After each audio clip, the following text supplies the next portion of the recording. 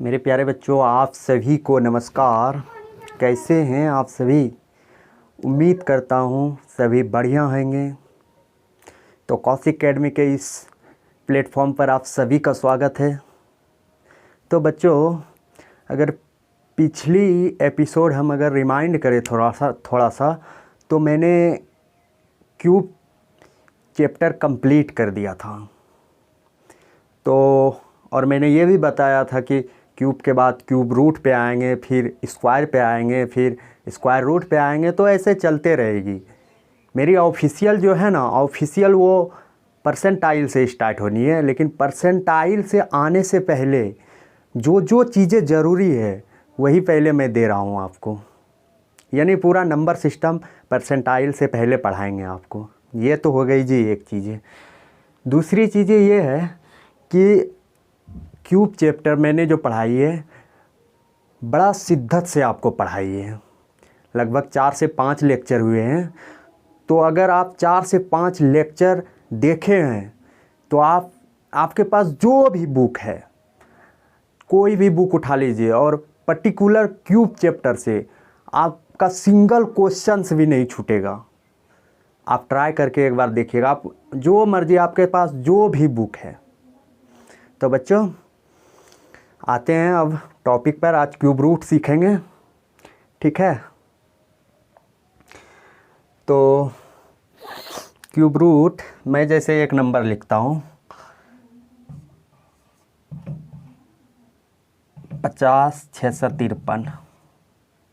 ये हो गया। याद रखिएगा, ये परफेक्ट क्यूब है, ठीक है ना? ऐसा नहीं है कि कुछ भी मैंने नंबर लिख दिया और उसका क्यूब रूट करवा रहा हूँ आपको। वो क्यूब रूट इस मेथड से होगा ही नहीं। ये परफेक्ट क्यूब रहना चाहिए। एग्जाम्स में भी हमें वही पूछते हैं, परफेक्ट क्यूब पूछते हैं, ठीक है? तो मुझे इसका जी मतलब कि यानी ये नंबर परफेक्ट क्यूब नंबर है, यानी कि ये n क्यूब है और हमें n नंबर निकालना है। तो कैसे निकालेंगे, आइए देखिए।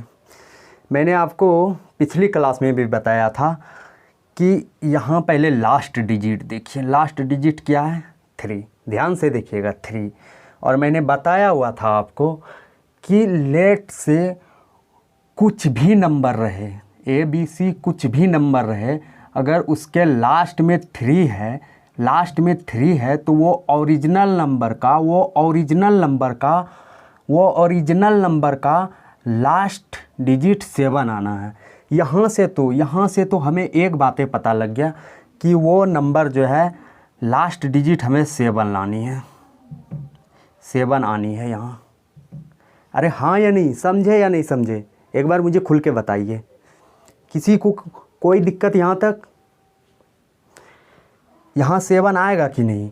यहाँ लास्ट डिजिट 3 है, रिजल्ट का लास्ट डिजिट 3 है, तो यहाँ ओरिजिनल नंबर का लास्ट डिजिट 7 आएगा ही, ये ज़रूरी है। यहाँ भी 3 है तो यहाँ 7 आएगा। ये तो हो गई जी एक चीज़ है। अब दूसरी, आपको पता है क्यूब रूट 3 डायमेंशन बनाती है, यानी क्यूब रूट में 3 बीमाएँ होती है, तो हमें 3 नंबर कट कर देनी है। अब बचा जी 2 नंबर। अब इससे कैसे हम जाएं? तो आपको पता है कि 50 किसके बीच आता है। तो मैं आपको अगर बताऊं 3 का क्यूब करेंगे तो कितना हो जाएगा? 27। 4 का क्यूब करेंगे तो कितना हो जाएगा? 64। 27 और 64 के बीच ये 50 है या नहीं? आप बोलेंगे हाँ।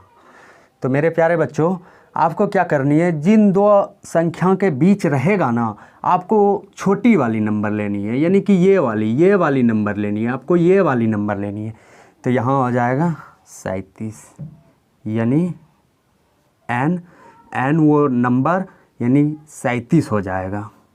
ये आंसर हो गया। आपको उसी तरह मैं एक और नंबर लेता हूँ।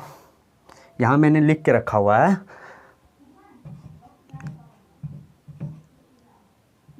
110 592।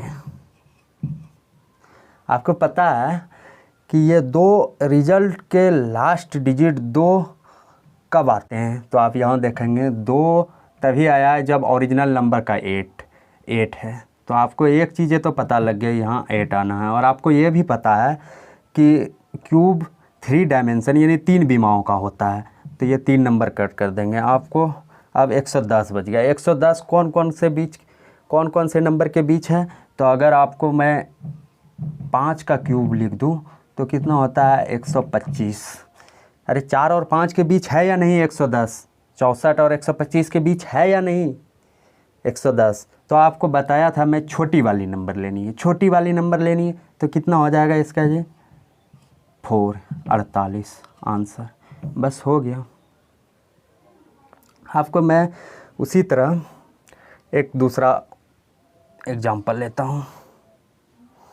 195, 112। आपको क्या करनी है, ये लास्ट डिजिट पहले पकड़नी है, लास्ट डिजिट पकड़नी है। लास्ट डिजिट आंसर का 2 कब आता है, जब ओरिजिनल नंबर 8 रहे। तो यहाँ सबसे पहले 8 कर देनी है और 3 नंबर कट कर देनी, क्योंकि क्यूब 3 डायमेंशन बनाती है। अब 195 आ गया जी। 195 किसके इसके बीच है। तो मैं अगर 6 का क्यूब लिखूं तो कितना होता है 216।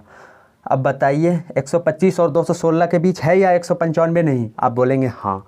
तो मैंने बताया था छोटी वाली नंबर लेना है, छोटी वाली नंबर यानी 5, यानी ये 58 का वो n नंबर है 58 उत्तर। अरे हाँ या नहीं, समझ में आ रहा है कि नहीं आ रहा है। एक बार मुझे खुल के बताइए हाँ या नहीं, समझ में आया।